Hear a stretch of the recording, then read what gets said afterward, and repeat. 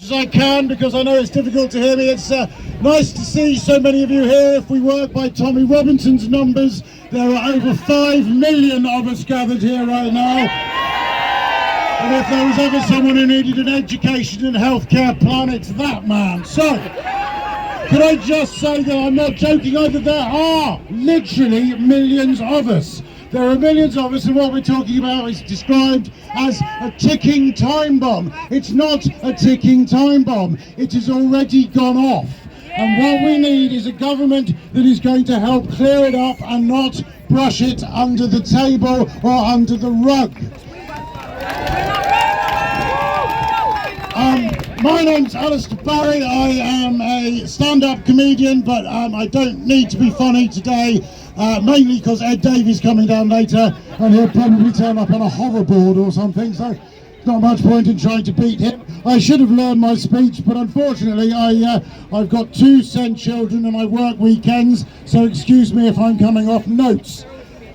Just to tell you a little bit about why I'm here, I was diagnosed with ADHD at the age of 51, along with the rest of the entire comedy community.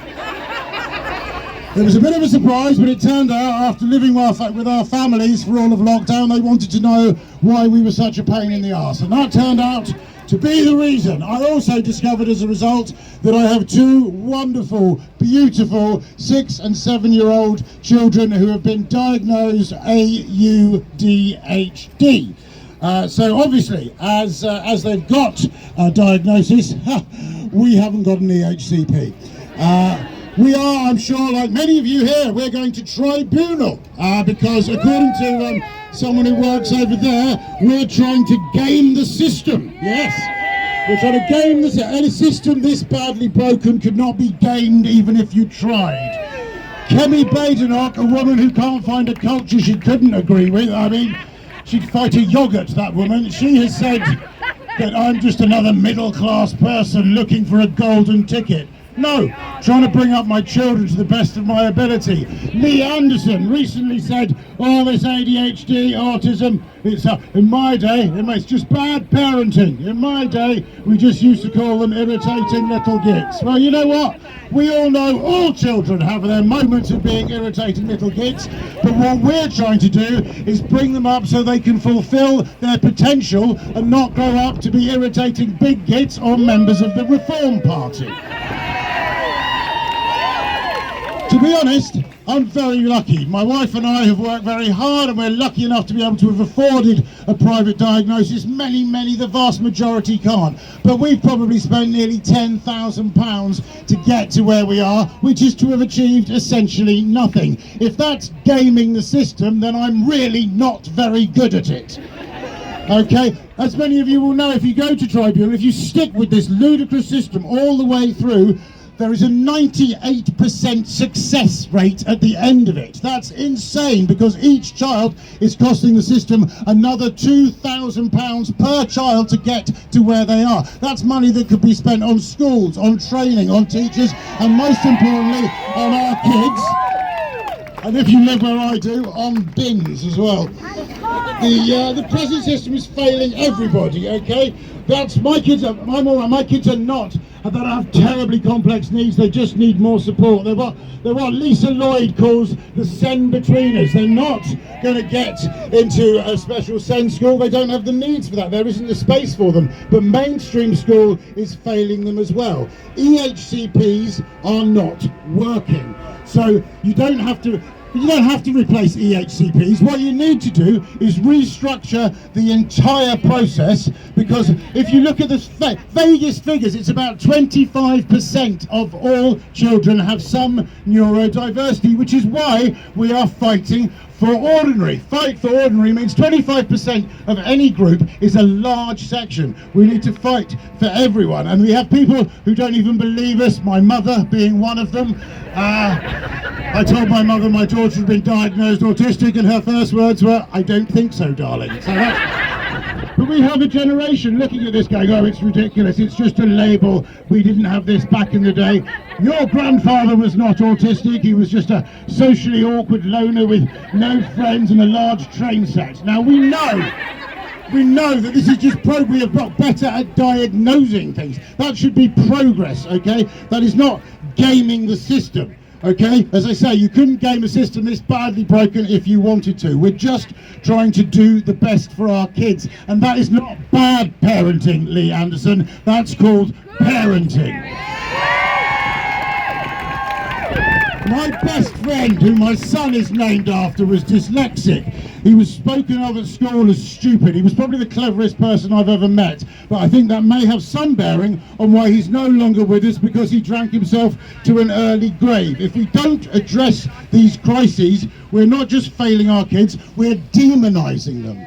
Okay, we've got, there's a conservative estimate that 50% of the prison population has some form of neurodiversity. If you don't bring kids up and help support them, it's a self-fulfilling prophecy. And anyone who wants a better society should be trying to help people to achieve their potential, and not create a self-fulfilling prophecy where you're told you're not wanted, you're bad, and you just end up not turning up to school, not getting the education you want, and not becoming the incredibly useful member of society you can become. Look around you, some of these amazing figures. You know some of them are neurodiverse. Newton, okay, Anthony Hopkins, Michelangelo, Christ, even Elon Musk. But every rule has an exception that breaks here. How many Albert Einsteins are we missing because we're not supporting them at the right time?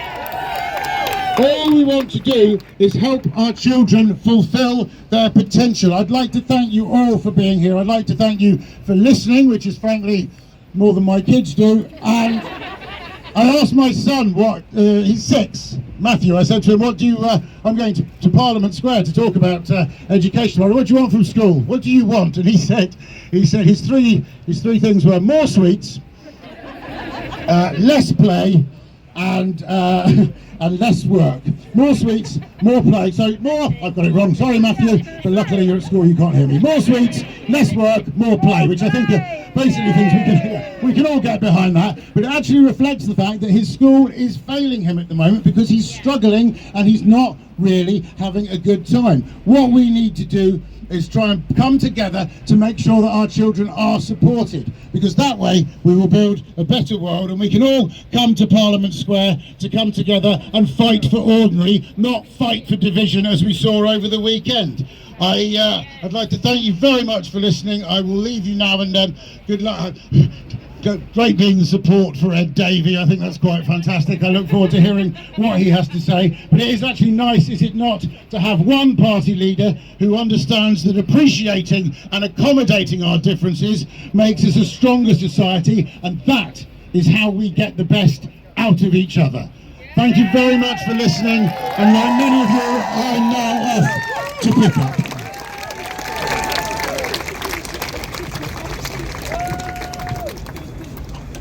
Up next, Jane Harris. Where are you?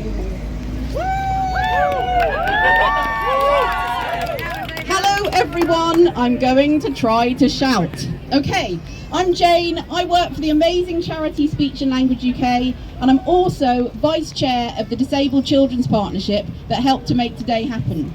But most importantly today, I am too a SEND parent. And in fact, my husband and child were meant to be here, but they're not here because the lift is broken at Westminster Tube. So you can see, I understand this. But it's because I'm a SEND parent that I can tell you all that I think today you have broken a world record. I'm not going to pretend this is the biggest crowd ever in Parliament Square, nor am I going to pretend that you have travelled the furthest ever. But you people have done one thing more than any other crowd that has ever assembled here, and that is called paperwork. You have filled in more forms, you've got more emails and meeting notes on your shoulders than anyone else that has ever come here. And what were you trying to get through all of that paperwork? You weren't trying to get anything special.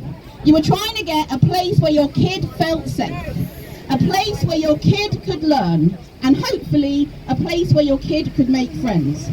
So actually, ladies and gentlemen, you've broken 2 world records today, because you are also the most reasonable group of people who have ever protested here.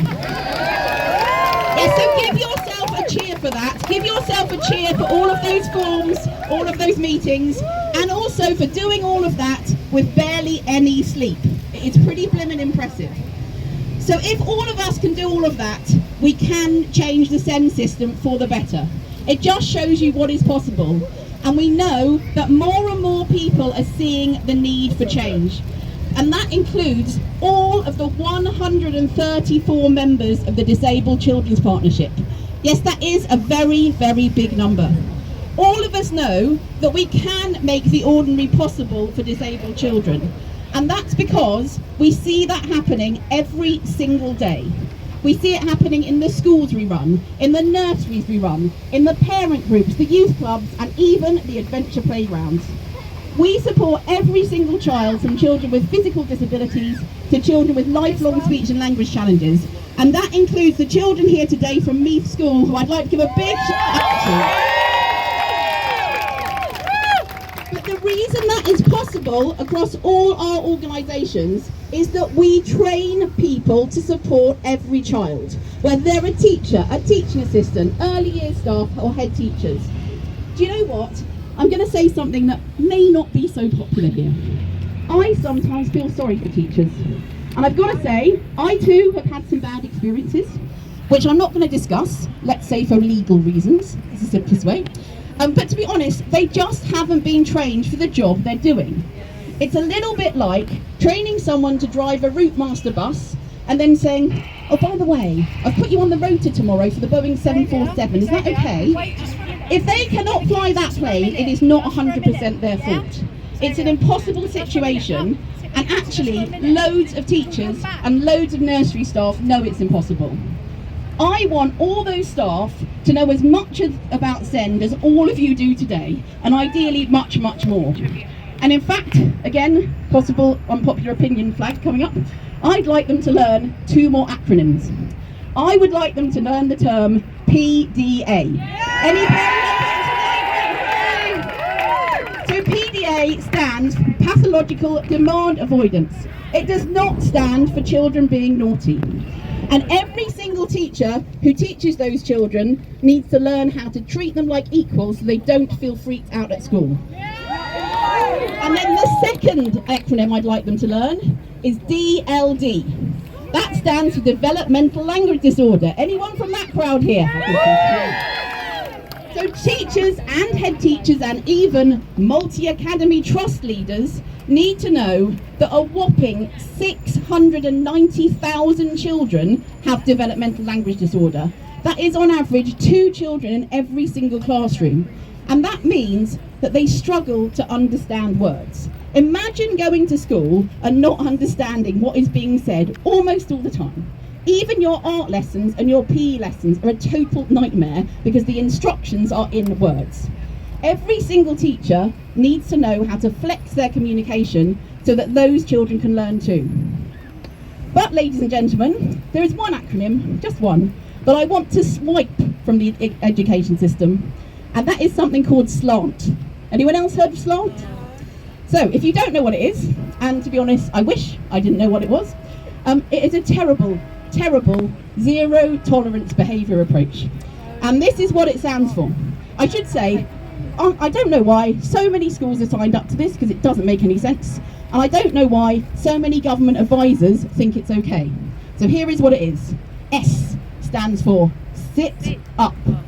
But of course, there are children with physical disabilities in our schools and they cannot do that. L is for lean forward. But as far as I know, the Romans did not do that. In fact, they were known for reclining during philosophical debates.